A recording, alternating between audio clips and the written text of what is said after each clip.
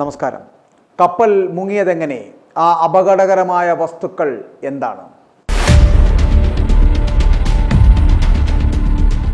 വിഴിഞ്ഞത്ത് നിന്ന് പോയ കപ്പൽ മറിഞ്ഞതെങ്ങനെ? ആ അടിഞ്ഞുകൂടുന്ന കണ്ടെയ്നറുകളിലെ അപകടകരമായ വസ്തുക്കൾ എന്താണ്? ജനങ്ങൾ ഒരു കാരണവശാലും കണ്ടെയ്നറുകളിൽ തുടരുത് എന്നും അടുക്കരുതെന്നും സംസ്ഥാന ദുരന്ത നിവാരണ അതോറിറ്റിയും അധികൃതരും പറയുമ്പോഴും ജനങ്ങൾക്ക് അതറിയുവാനുള്ള ബാധ്യതയുണ്ട്, ഒപ്പം ജിജ്ഞാസയും. അതായത് എന്താണ് ഈ ഒഴുകി നടക്കുന്ന കണ്ടെയ്നറുകളിൽ എന്ന് ജനങ്ങൾക്ക് അറിയേണ്ടതുണ്ട്.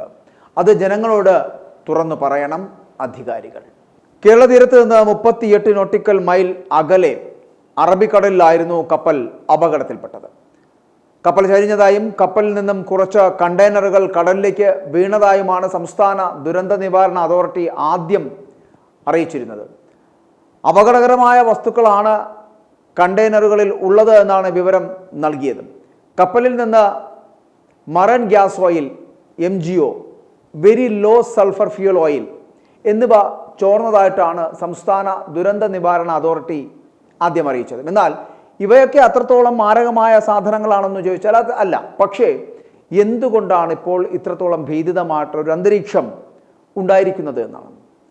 അതിനകത്ത് എന്തൊക്കെയാണെന്ന് പറയേണ്ടതാണ്. ജനങ്ങളുടെ ഭീതി അകറ്റേണ്ടതാണ്. ഇത് എന്താണ് എന്നും ഇതിൻ്റെ ഘടകങ്ങൾ എന്തൊക്കെയാണ് എന്നും അതറിയണം. കാരണം ഇവ ഏതെങ്കിലും വിധത്തിൽ നമ്മുടെ ജനങ്ങളെയും ഒപ്പം തന്നെ കടൽ സമ്പത്തിനെയും ഒക്കെ ബാധിക്കുമോ? ജനങ്ങളുടെ ആശങ്ക അകറ്റാൻ അത് വെളിപ്പെടുത്തേണ്ടതാണ്. കാരണം ഇപ്പോൾ തന്നെ തുടരുത് എന്നും അടുക്കരുത് എന്നുമൊക്കെ സംസ്ഥാന ദുരന്ത നിവാരണ അതോറിറ്റിയും അധികൃതരുമൊക്കെ പറയുമ്പോഴും ജനങ്ങൾക്ക് അത് അറിയുവാനുള്ള ഒരു ജിജ്ഞാസ കൂടി വരുന്നുണ്ട് എന്നുള്ളതാണ്. അപ്പോൾ അവരത് അറിഞ്ഞില്ല എങ്കിൽ അത് അറിയാനായിട്ട് അവർ ശ്രമിക്കും. അപ്പോൾ അത് പലതരത്തിലുള്ള പ്രത്യാഘാതങ്ങൾ ഉണ്ടാക്കും. അതാണല്ലോ നമ്മുടെ ജനങ്ങൾ എന്ന് പറയപ്പെടുന്നത്. കാരണം ജനത്തിന് ഇതെല്ലാം അറിയുവാനുള്ള ഒരു ക്യൂരിയോസിറ്റി കൂടുതലാണ് എന്നുള്ളതാണ്. അതുകൊണ്ട് തന്നെ കൃത്യമായിട്ടും അതിനകത്ത് എന്താണ് എന്നും എന്ത് കണ്ടന്റുകളാണ് എന്നും അതുമൂലം എന്തെങ്കിലും മാരകമായിട്ടുള്ള ഭവിഷ്യത്തുകൾ ഉണ്ടാകുമോ എന്നൊക്കെ ഉള്ള കാര്യങ്ങളുണ്ട്. അതൊക്കെ ഒന്ന് കൃത്യമായിട്ട് അധികൃതർ പറയേണ്ടതാണ്. അപ്പോൾ അത് കൃത്യമായിട്ട് പറഞ്ഞില്ല എന്നുണ്ടെങ്കിൽ ഇപ്പോൾ തന്നെ പലതരത്തിലുള്ള അഭ്യൂഹങ്ങൾ പരക്കുന്നുണ്ട്. അതിനകത്ത് എന്തായിരുന്നു എന്നതിനെക്കുറിച്ച് അറിയുവാൻ. അപ്പോൾ അതിനകത്തുണ്ടായിരുന്ന വസ്തുക്കളെക്കുറിച്ച് പറഞ്ഞാൽ മതി. അപ്പോൾ അതങ്ങനെ പലതരത്തിൽ അഭ്യൂഹങ്ങളായി പരക്കാതിരിക്കണമെങ്കിൽ കൃത്യമായിട്ടും ബന്ധപ്പെട്ട അധികാരികൾ അത് എന്തായിരുന്നുവെന്ന് വ്യക്തമാക്കണം. വിഴിഞ്ഞത്ത് നിന്ന് കൊച്ചി തുറമുഖത്തേക്കുള്ള യാത്രക്കിടെയാണ് ഈ ഫീഡർ ചരക്ക് കപ്പൽ അപകടത്തിൽപ്പെട്ടത്. ലൈബീരിയൻ ഫ്ലാഗുള്ള MSC എൽസ എന്ന കാർഗോ ഷിപ്പാണ് അപകടത്തിൽപ്പെട്ടു പോയത്. 400-ലധികം അതിലധികം കണ്ടെയ്നറുകളാണ് ഈ കപ്പലിൽ ഉണ്ടായിരുന്നത് എന്നാണ് പറയപ്പെടുന്നത്. ഏകദേശം 600ഓളം. കപ്പൽ പൂർണ്ണമായിട്ടും മുങ്ങിക്കഴിഞ്ഞു. കൊച്ചി തീരത്ത് നിന്ന് 38 നോട്ടിക്കൽ മൈൽ അകലെ, അതായത് ഏകദേശം 74 കിലോമീറ്റർ അറബിക്കടലിൽ ചെരിഞ്ഞ MSC എൽസ 3 എന്ന ചരക്ക് കപ്പൽ ഏതാണ്ട് പൂർണ്ണമായിട്ടും മുങ്ങിക്കഴിഞ്ഞു. കപ്പൽ ഉയർത്തുന്നതിനുള്ള ശ്രമങ്ങൾ ആരംഭിച്ചിരുന്നുവെങ്കിലും ദൗത്യത്തിലേക്ക് കടക്കുന്നതിന് മുന്നേ തന്നെ കപ്പൽ പൂർണ്ണമായിട്ടും മുങ്ങിത്താണു. കപ്പലിൽ അവശേഷിച്ച കണ്ടെയ്നറുകളെല്ലാം തന്നെ കടലിൽ പതിക്കുകയും ചെയ്തു. കേരളത്തിൽ വളരെ അപൂർവമായി മാത്രമാണ് ഇത്തരത്തിൽ കപ്പൽ അപകടം ഉണ്ടാകുന്നത്. അപൂർവമായി മാത്രമാണ് കപ്പൽ മുങ്ങിയിട്ടുള്ളത്. എന്നാൽ ഇത്രയേറെ കണ്ടെയ്നറുകളുമായി എത്തിയ കപ്പൽ ഇത്ര വലിയ അപകടത്തിൽപ്പെടുന്നത് ആദ്യമായിട്ടാണ്. ഈ രക്ഷാപ്രവർത്തനത്തിൽ അടക്കം ഇതിൻ്റെ പരിചയക്കുറവ് നിഴലിച്ചു എന്ന് തന്നെയാണ് ഇപ്പോഴത്തെ ഒരു വിലയിരുത്തൽ എന്ന് പറയപ്പെടുന്നത്. അതുകൊണ്ട് തന്നെയാണ് ഇത് മുങ്ങിത്താണുപോയത്. മുങ്ങിത്താണ കപ്പൽ ഉയർത്തുന്നത് വലിയ ഭീഷണിയാണ്. 16 കണ്ടെയ്നർ കാൽസ്യം കാർബൈഡ് കപ്പലിൽ ഉണ്ടായിരുന്നു എന്നുള്ളതാണ് ഒരു അനുമാനം.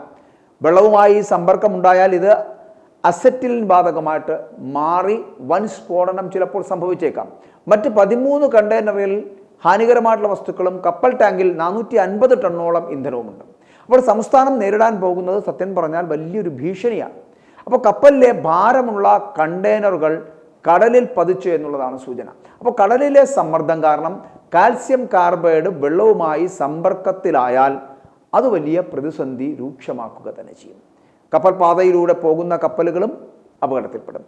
അതുകൊണ്ട് കൊച്ചി തീരത്ത് വലിയ ജാഗ്രതാ നിർദ്ദേശം ഇപ്പോൾ നൽകിയിരിക്കുകയാണ്. കടലിനുള്ളിൽ അപകടകരമായ കണ്ടെയ്നറുകൾ വീണിട്ടുണ്ട് എങ്കിൽ അത് എപ്പോൾ ജലവുമായി സമ്പർക്കത്തിൽ ആകുമെന്ന് പ്രവചിക്കുവാനും കഴിയില്ല. അതായത് കടലിൽ വീണെങ്കിൽ ദീർഘകാലം അതൊരു ഭീതിയായി തന്നെ തുടരുക തന്നെ ചെയ്യുമെന്നുള്ള കാര്യത്തിൽ സംശയമില്ല. അപ്പോൾ കപ്പലിൽ 2 കണ്ടെയ്നറുകൾ ആലപ്പുഴ വലിയഴീക്കിൽ തീരത്തടിഞ്ഞിരിക്കുകയാണ്.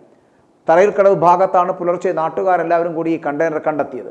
കടലിൽ ഒഴുകി നടന്ന കണ്ടെയ്നർ പിന്നീട് തീരത്ത് കടൽ ഭിത്തിയിൽ വന്നിടിച്ച് പൊട്ടിപ്പൊളിഞ്ഞു പോവുകയായിരുന്നു. 2 കണ്ടെയ്നർ കൂട്ടിച്ചേർത്ത നിലയിലായിരുന്നു ഇത് ഉണ്ടായിരുന്നത്.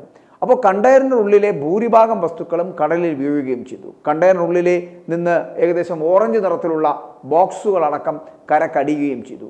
രാസമാലിന്യങ്ങൾ ഇല്ല എന്നുള്ള നിഗമനത്തിലാണ് പോലീസ്. കണ്ടെയ്നറുകൾ കൂട്ടിക്കടിപ്പിച്ച നിലയിലാണ് ഇവ കണ്ടെത്തിയിരിക്കുന്നത്. കപ്പലിലെ കണ്ടെയ്നറുകൾ അടിയുന്നത് കണക്കിലെടുത്ത് ജാഗ്രതയിലാണ് തീരദേശം. ഇതോടെ 9 കണ്ടെയ്നറുകളാണ് ഇപ്പോൾ തീരത്തടിഞ്ഞിരിക്കുന്നത്. അതിൽ 7 എണ്ണം കൊല്ലം തീരത്താണ് അടിഞ്ഞത്.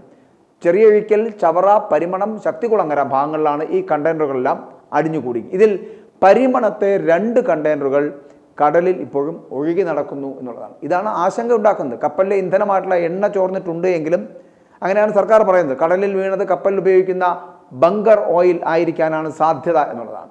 ഒരു ഡോണിയർ വിമാനം ഉപയോഗിച്ചുകൊണ്ട് എണ്ണ നശിപ്പിക്കുവാനുള്ള പൊടി എണ്ണപ്പാടയ്ക്ക് മുകളിലേക്ക് ഇങ്ങനെ തളിക്കുന്നുണ്ട്. കപ്പലിൽ നിന്നും കടലിൽ വീണ കണ്ടെയ്നറുകൾ ഒഴുകിയെത്താൻ ഏറ്റവും കൂടുതൽ സാധ്യതയുള്ളത്, ഏകദേശം 80% സാധ്യതയുള്ളത് ആലപ്പുഴ, കൊല്ലം, തിരുവനന്തപുരം ജില്ലയുടെ തീരമേഖലകളിലാണ് എന്നാണ് ഭൗമശാസ്ത്ര മന്ത്രാലയത്തിന് കീഴിലുള്ള Indian National Centre for Ocean Information സർവീസസിൻ്റെ വിലയിരുത്തൽ എന്ന് പറയപ്പെടുന്നത്. അതായത് അടുത്ത 96 മണിക്കൂറിനകം ഈ ഭാഗത്തേക്ക് കപ്പലുകളിലെ വസ്തുക്കൾ ഒഴുകിയെത്തിയേക്കുവാനുള്ള സാധ്യത ഉണ്ട് എന്നർത്ഥം. വിഴിഞ്ഞത്ത് നിന്ന് വിവിധ തുറമുഖങ്ങളിലേക്ക് ഇറക്കാനുള്ള കണ്ടെയ്നറുകളാണ് കപ്പലിലുണ്ടായിരുന്നത്.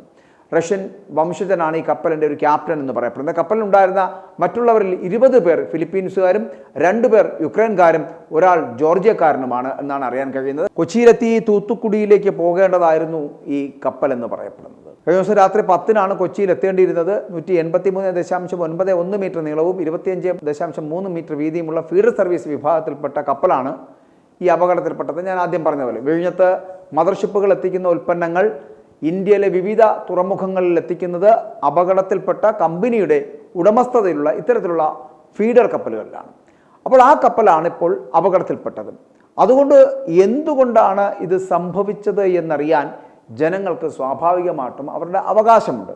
നമുക്കറിയാം, അത്യാധുനിക സംവിധാനങ്ങളുള്ള വിഴിഞ്ഞം പോർട്ടിൽ നിന്നും കയറ്റാവുന്നതിലധികം ഭാരമാണോ മറ്റ് സ്ഥലങ്ങളിൽ നിന്നും കയറ്റിയത് എന്നതടക്കമുള്ള കാര്യങ്ങൾ അന്വേഷിക്കേണ്ടതുണ്ട്. ഏതെങ്കിലും തരത്തിലുള്ള അട്ടിമറിയാണോ എന്ന് അറിയേണ്ടതുണ്ട്. അതുപോലെ തന്നെ യാതൊരുവിധ ഈ ടർബ്യുലൻസും ഇല്ലാത്ത, അതായത് അത്രത്തോളം പ്രക്ഷുബ്ധതയൊന്നുമില്ലാത്തൊരു കടലാണ് ഈ അറബിക്കടൽ എന്ന് പറയുന്നത്. ശാന്തമായിട്ട് ഒഴുകുന്ന കടലാണ് അറബിക്കടൽ. അപ്പോൾ ഇവിടെ എങ്ങനെ വിഴിഞ്ഞം പോർട്ടിൽ നിന്നും വന്ന ഒരു കപ്പൽ, അതായത് ഇതൊരു ഫീഡർ ഷിപ്പാണ്, ഞാൻ ആദ്യം പറഞ്ഞല്ലോ, ഈ മദർഷിപ്പുകളിൽ എത്തുന്ന സാധനങ്ങൾ സമീപ പോർട്ടുകളിൽ എത്തിക്കുന്ന ഈ ഫീഡർ ഷിപ്പാണ്. അപ്പോൾ ആ ഫീഡർ ഷിപ്പിനകത്ത് ഇങ്ങനൊരു അപകടം എങ്ങനെയാണ് സംഭവിച്ചത്? അപ്പോൾ പൊതുവെ ശാന്തമായ ഈ മേഖലയിൽ എന്താണ് സംഭവിച്ചത്? അത് അറബിക്കടലിൽ വെച്ചാണ് സംഭവിക്കുന്നത്. എങ്ങനെയാണ് കണ്ടെയ്നറുകൾ മറിഞ്ഞു വീണത്? കൂടാതെ അതിനകത്ത് മറ്റെന്തെങ്കിലും തരത്തിലുള്ള അട്ടിമറി സംഭവിച്ചിട്ടുണ്ടോ? ഇതൊക്കെ ജനങ്ങൾക്ക് അറിയേണ്ടതുണ്ട്. അത് വളരെ കൃത്യമായി ജനങ്ങളോട് പറയേണ്ട ബാധ്യത ഇവിടുത്തെ അധികാരികൾക്കാണ്. അത് പറയുക തന്നെ വേണം. ജനങ്ങളുടെ ആശങ്ക അകറ്റുക തന്നെ വേണം. i2i News, an eye for truth. i2i News subscribe ചെയ്തിട്ടില്ലാത്തവർ ഇപ്പോൾ തന്നെ സബ്സ്ക്രൈബ് ചെയ്യുക. നോട്ടിഫിക്കേഷൻ ലഭിക്കുവാൻ ബെൽ ബട്ടണും അമർത്തുക.